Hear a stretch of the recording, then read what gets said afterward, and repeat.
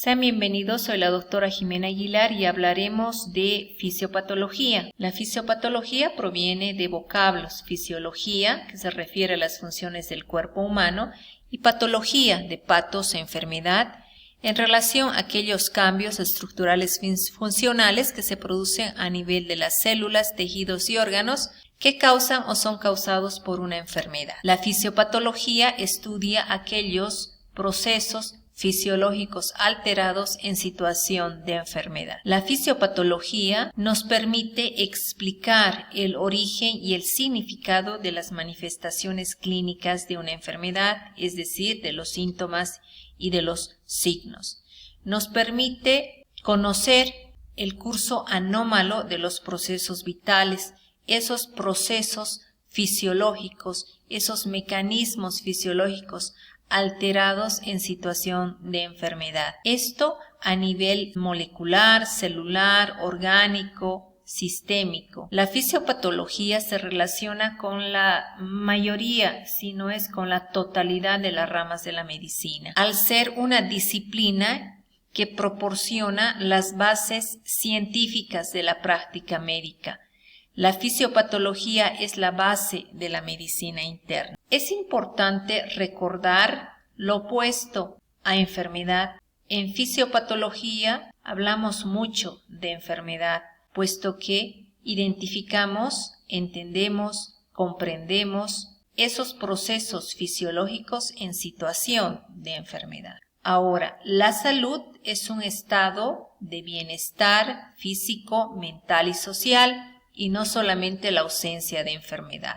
La salud es una situación de equilibrio y oscila entre unos límites muy amplios que son muy diferentes para cada individuo. Cuando se produce el desequilibrio, este desequilibrio puede ser producido por un agente externo que actúa sobre el organismo, generando estrés. Y el organismo reacciona mediante ajustes fisiológicos específicos para cada estímulo. Esto con la finalidad de restablecer el equilibrio. A esto se denomina adaptación. Nuestro organismo tiene capacidad de adaptación y de desarrollo de mecanismos de compensación a esos cambios ambientales, variaciones anatómicas, fisiológicas que se han alterado. Algunos mecanismos de compensación son, por ejemplo, la hipertrofia cardíaca, el incremento de la filtración glomerular, el incremento del gasto cardíaco, etc. Un mecanismo de compensación es el incremento de la frecuencia cardíaca, que es mediado por la estimulación del sistema simpático. En situación de disfunción cardíaca con disminución del gasto cardíaco, el corazón incrementa esa frecuencia para restituir esa volemia y lograr la restitución de las necesidades de oxígeno y de otros nutrientes a nivel del propio órgano y de manera sistémica. En la disfunción cardíaca, otro mecanismo de compensación tardío es la hipertrofia ventricular, que tiene la finalidad de restituir el gasto cardíaco necesario para que ese corazón cumpla sus funciones. En esta imagen podemos identificar otros mecanismos de compensación en la disfunción cardíaca, como la secreción de angiotensina 2, la secreción de norepinefrina, la secreción de óxido nítrico, la secreción de aldosterona, endotelinas, vasopresina. La enfermedad. Cuando hablamos de fisiopatología estamos hablando o nos referimos a un sujeto enfermo. Y la enfermedad ha sido conceptualizado como un padecimiento que puede ser agudo o crónico, que se adquiere con el que nace una persona y que genera disfunción fisiológica en uno o más sistemas. Cuando hablamos de enfermedad debemos también hablar de factores etiológicos, que son las causas de las enfermedades. Y esos factores etiológicos podemos clasificarlos en biológicos, en referencia a virus y bacterias, fuerzas físicas, como los traumatismos, quemaduras, radiación, etc., sustancias químicas como venenos, alcohol, alteraciones genéticas y alteraciones nutricionales. La patogénesis se refiere a aquella secuencia de acontecimientos celulares y tisulares que suceden desde el momento que se ha producido el contacto inicial con el factor etiológico hasta la expresión de la enfermedad. La enfermedad tiene un curso clínico, pues el organismo puede reaccionar de diferente manera. La enfermedad puede hacer imposible la vida, como en el caso de la enfermedad letal. La enfermedad puede entorpecer la vida de la persona de manera temporal, como en el caso de la enfermedad curable. La enfermedad puede causar una limitación definitiva, como el caso de la enfermedad incurable. La enfermedad se manifiesta por un agente causal patógeno que origina una respuesta o una reacción orgánica. Frente a la enfermedad, nuestro organismo reacciona cumpliendo las leyes vitales, reacciona de manera total, es decir, frente a la enfermedad, nuestro organismo reacciona como un todo. Nuestro organismo tiene una característica de reaccionar de manera espontánea frente a un agente causal patógeno. La finalidad de la enfermedad no es conservar la vida, sino perpetuar la especie del agente etiológico, del que ha generado el estrés. La patocronía estudia la enfermedad en el tiempo.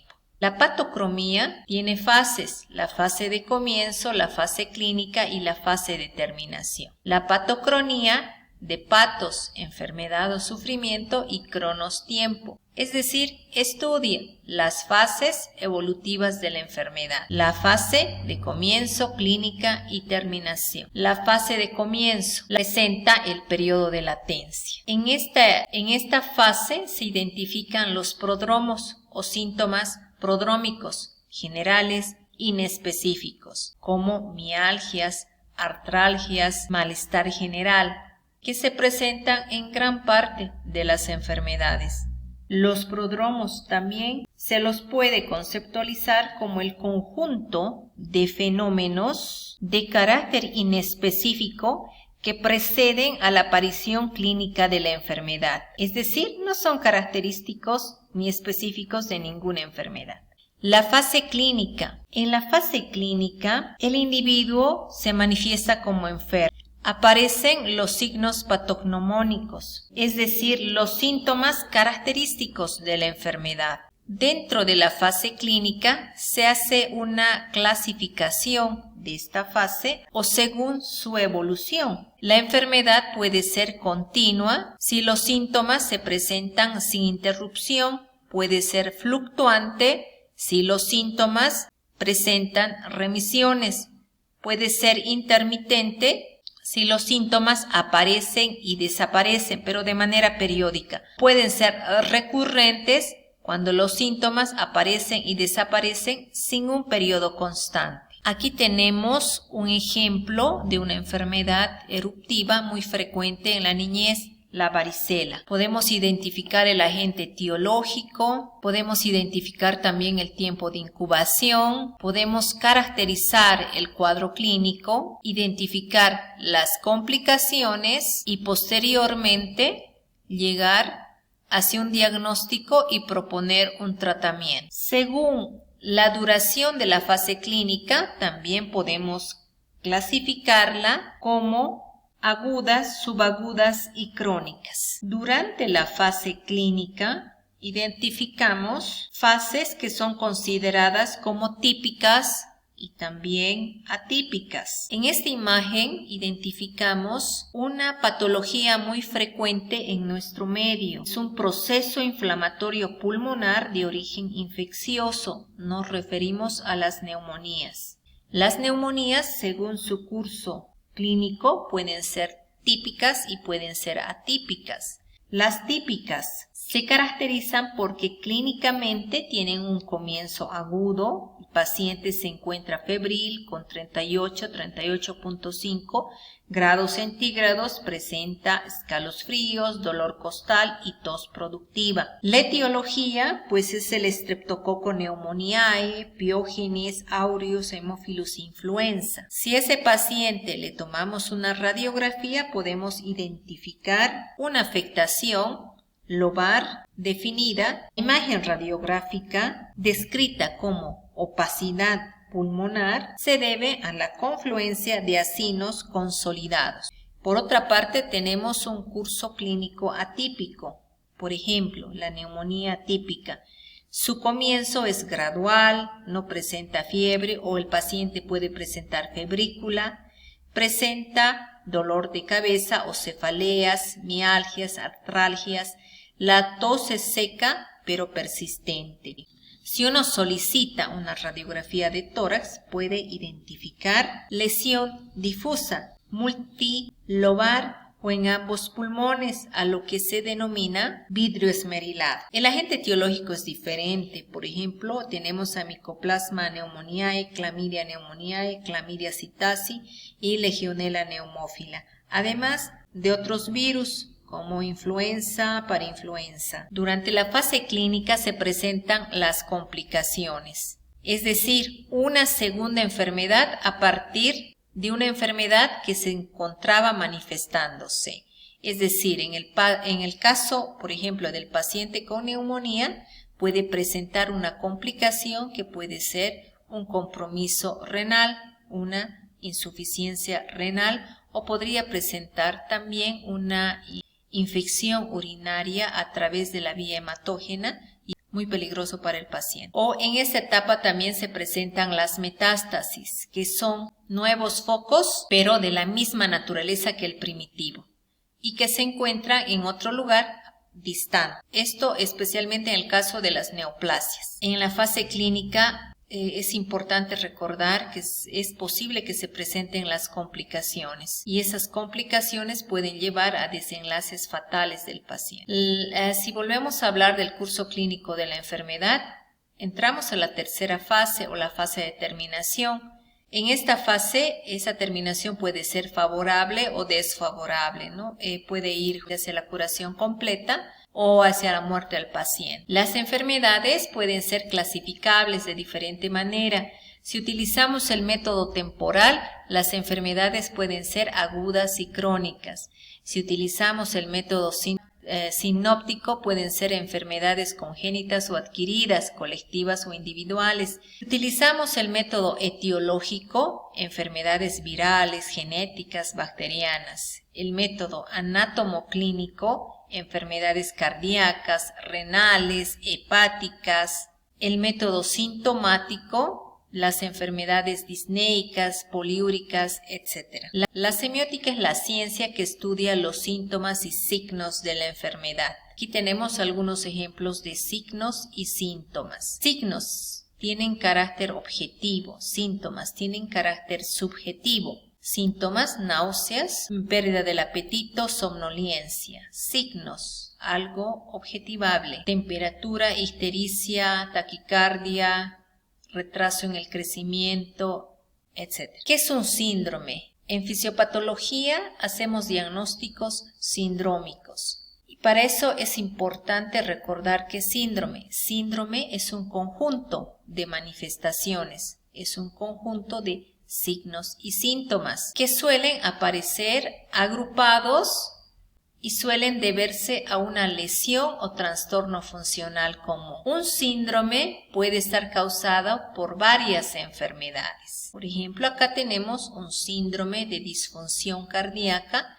que presenta algunos síntomas y algunos signos. Un síndrome obstructivo respiratorio que presenta signos y síntomas. Diagnóstico: cuando tratamos a un paciente, la finalidad es indagar y llegar a un diagnóstico para determinar la naturaleza de la enfermedad. Y llegamos a un diagnóstico a través de fuentes de información que son los síntomas y los signos. Los síntomas se refieren a aquellos trastornos subjetivos que son experimentados y expresados por el enfermo. Los signos son los trastornos objetivos, observables, verificables, que presenta el enfermo y que puede ser identificado, analizado por el médico. Síndrome, conjunto de signos y síntomas característicos de un estado patológico. El diagnóstico puede ser un diagnóstico directo y un diagnóstico diferencial. El diagnóstico directo, cuando el síndrome es bastante claro y definido. El diagnóstico diferencial se obtiene a través de la comparación. Se compara cuadros clínicos con aquel conocimiento teórico que uno tiene de diferentes enfermedades. También el diagnóstico puede ser presuntivo, es un diagnóstico inicial, hipotético, orientador, y un diagnóstico definitivo, es el diagnóstico final. En el diagnóstico definitivo tenemos también el apoyo diagnóstico de pruebas de gabinete y de laboratorio. El pronóstico. Es importante predecir el curso de la enfermedad y eso lo realizamos a través del pronóstico. El pronóstico, según la gravedad de la enfermedad, puede ser leve o puede ser grave. Grave, cuando las lesiones que presenta el paciente puede llevarlo a la muerte. Trastornos ligeros que ceden en poco tiempo en la situación de pronóstico leve. También el pronóstico puede ser explícito, cuando se conoce el futuro con cierta seguridad, o puede ser reservado, ¿no? Cuando no hay elementos que nos permitan predecir la evolución de la enfermedad. El tratamiento. El tratamiento de una enfermedad puede ser un tratamiento dirigido al agente causal, tratamiento etiológico. Puede ser profiláctico como medida de prevención. También puede ser un tratamiento específico cuando se identifica el agente causal y está totalmente dirigido a la erradicación de ese agente. O inespecífico, también llamado tratamiento común, por ejemplo, la utilización de antibióticos de amplio espectro. Gracias, hasta pronto.